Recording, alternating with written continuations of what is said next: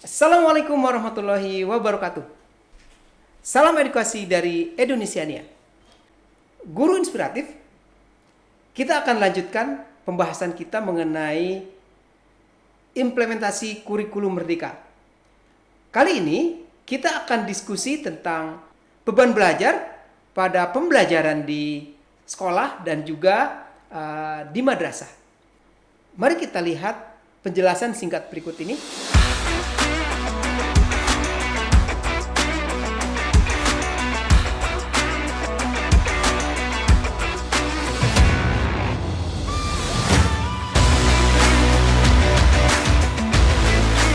Guru inspiratif, pemerintah sudah mengeluarkan panduan implementasi kurikulum merdeka, baik secara umum bagi madrasah dan sekolah dan secara khusus Kementerian Agama untuk mengatur pola implementasi kurikulum merdeka di madrasah.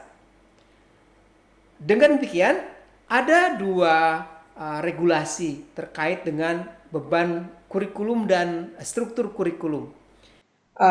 Yang pertama, Kemdikbud sudah mengeluarkan Kemendikbudristek nomor 16/M/2002. Regulasi ini mengatur tentang beban belajar dan struktur kurikulum merdeka, baik untuk sekolah umum maupun untuk madrasah. Kemudian Kementerian Agama juga menindaklanjuti secara khusus untuk mengatur implementasi kurikulum merdeka di madrasah. Kementerian Agama mengeluarkan regulasi dalam bentuk Keputusan Menteri Agama nomor 347 tahun 2022.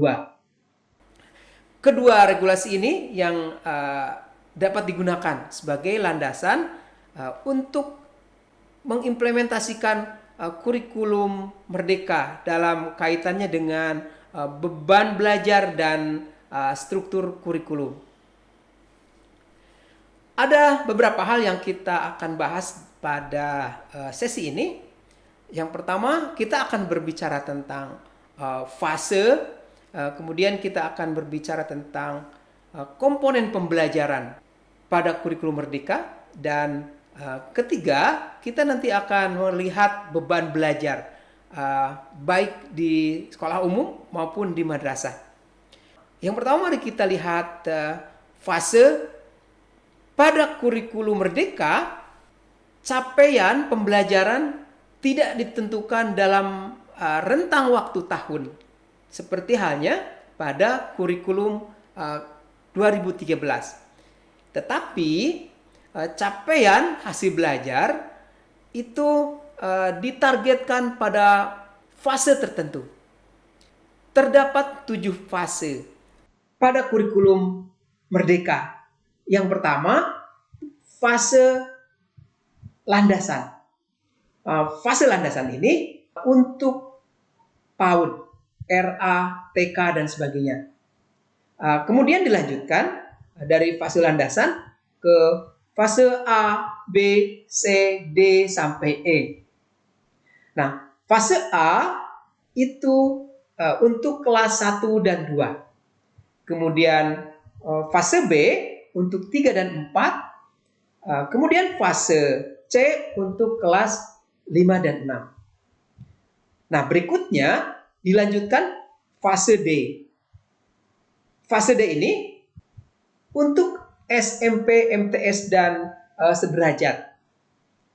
Bedanya kalau fase-fase sebelumnya itu dicapainya 2 tahun, sedangkan pada fase D ini khusus untuk 3 tahun.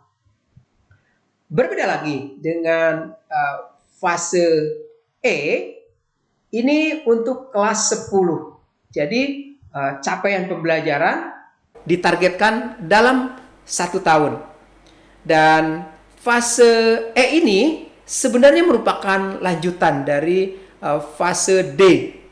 Karena di dalamnya juga mata pelajaran persis seperti pada fase D.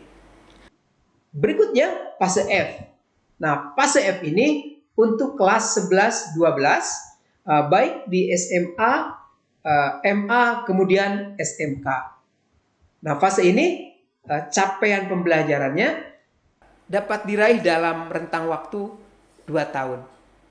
Yang dimaksud fase adalah waktu yang dicanangkan untuk mencapai capaian pembelajaran. Pada kurikulum 2013, KI dan KD itu dicapainya per semester dan per tahun.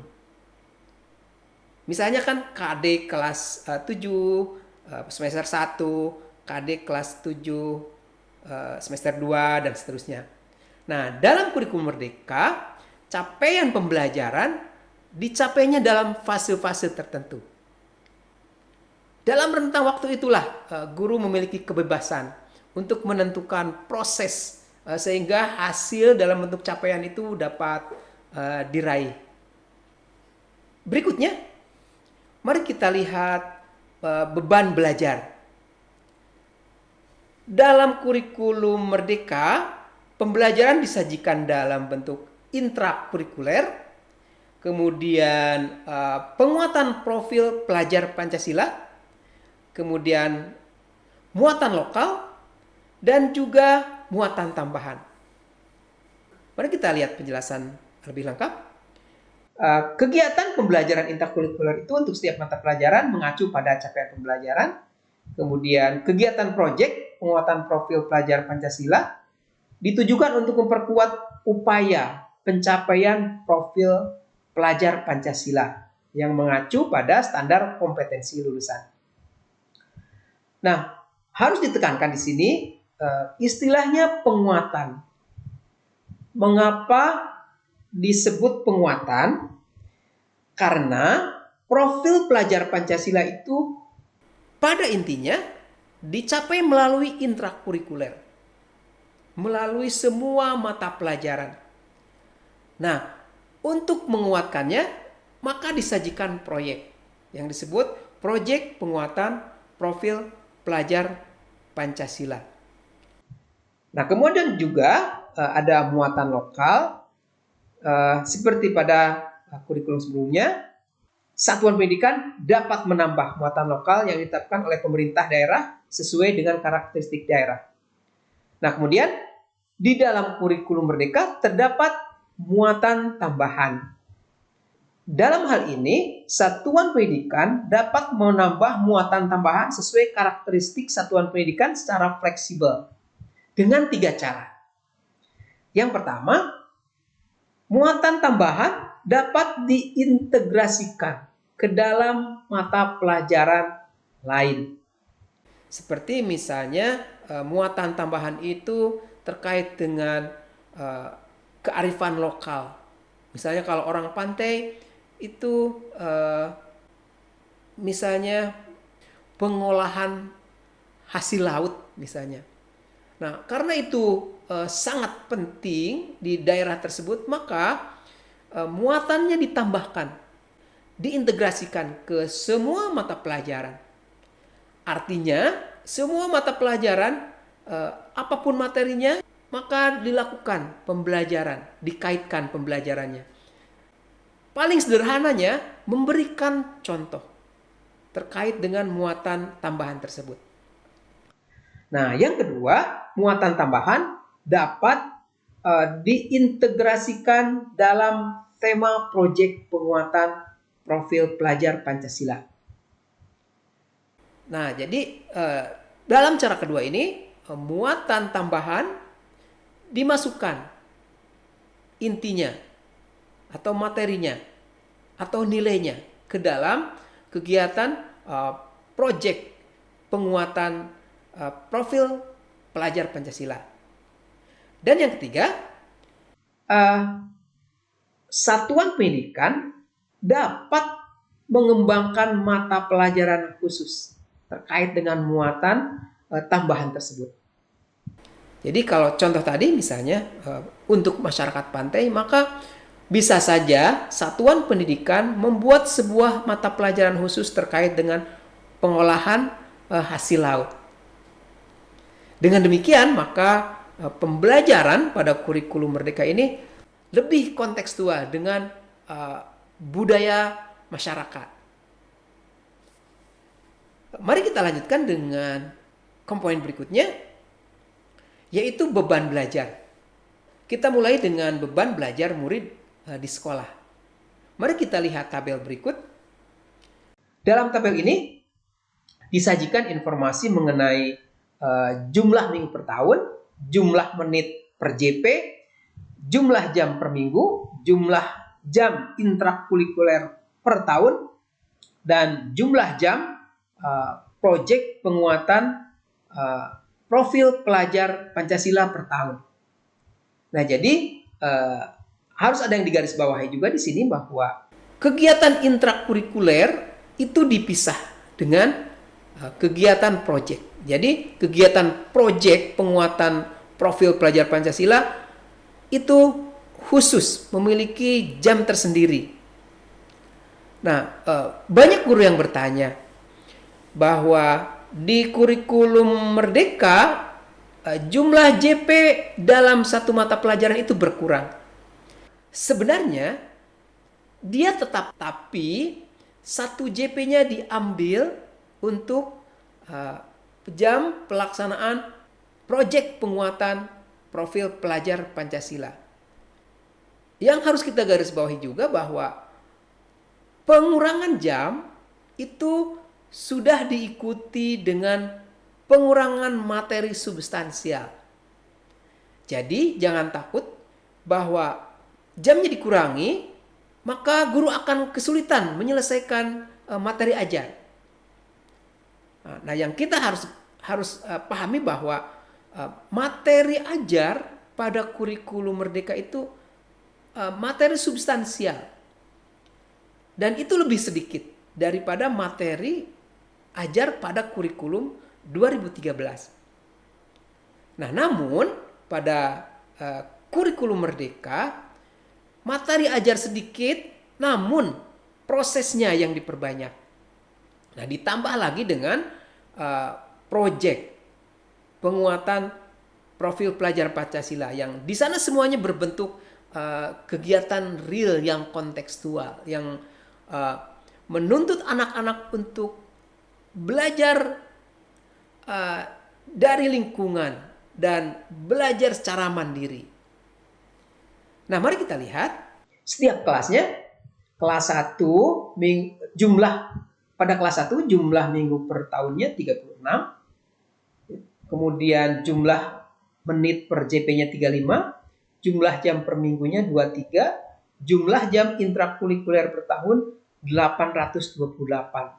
Dan jumlah jam untuk proyek penguatan profil pelajar Pancasila per tahunnya 523. Nah, kemudian kelas 2 berbeda, kelas 3 sampai kelas 5 itu sama semuanya. Kemudian kelas 6 berbeda karena kelas 6 ini waktunya diambil sehingga jumlah minggu per tahunnya hanya 32. Dan tentu saja akan mengalami pengurangan pada jumlah intrakurikuler per tahun. Nah, berikutnya di SMP kelas 7 dan 8 jumlah minggu per tahun 36, jumlah menit per JP 40, berbeda dengan SD hanya 35, jumlah jam per minggunya masih sama 29, jumlah jam intrakurikuler per tahun 1044, dan jumlah jam untuk proyek penguatan profil pelajar Pancasila sebanyak 360 CP. Nah, mari kita lihat untuk SMA dan SMK kelas 10 jumlah minggu 36, jumlah menit per JP-nya 45, jumlah jam per minggunya 32, dan jumlah intrakurikuler per tahun 1098, dan jumlah jam untuk proyek penguatan profil pelajar Pancasila sebanyak 484. Nah, seperti saya sampaikan tadi bahwa kelas 10 itu masih lanjutan dari kelas 9. Jadi polanya mirip. Beda lagi dengan kelas 11 dan 12. Nah, di kelas 12 ini ada mata pelajaran pilihan. Nah, oleh karena itu banyak mata pelajaran pilihan yang jumlah JP-nya bisa diatur. Maka jumlah jam per minggunya misalnya kelas 11 itu 38 sampai 43. Dan jumlah intrakurikuler per tahunnya 1296 sampai 1476. Nah, namun jumlah JP untuk proyek penguatan pelajar Pancasilanya menurun. Artinya banyak mata pelajaran termasuk mata pelajaran pilihan itu tidak memiliki jam yang dikontribusikan untuk proyek. Nah, berikutnya kelas 12. Ini yang berbeda hanya jumlah minggu per tahunnya hanya 32, jumlah menit per JP-nya 45. Jumlah jam per minggunya sama seperti kelas 11, namun jumlah intrakurikuler per tahunnya berbeda karena minggunya berbeda. Dan yang harus dilihat juga bahwa jumlah jam untuk proyek penguatan profil pelajar Pancasila di kelas 12 semakin sedikit karena minggunya semakin sedikit. Jadi hanya 192 jam. Nah, mari kita lihat sekarang beban belajar pada murid madrasah. Nah, strukturnya sama sebetulnya. Karena landasannya adalah keputusan Menristek Dikti 162, namun dikembangkan lagi di Kementerian Agama karena menambah mata pelajaran agama yang terdiri dari 4, yaitu akidah akhlak, Al-Quran hadis, fikih, sejarah kebudayaan Islam, dan bahasa Arab. Nah, oleh karena itu jumlah JP tentu saja bertambah. Artinya murid madrasah memiliki jumlah jam belajar yang lebih banyak dari sekolah umum pada setiap tahunnya. Namun demikian, mata pelajaran kelompok agama tersebut tidak memberikan kontribusi terhadap penambahan jumlah jam untuk proyek penguatan pelajar Pancasila. Jadi jumlah jam untuk proyek penguatan profil pelajar Pancasila sama antara sekolah umum dengan di madrasah.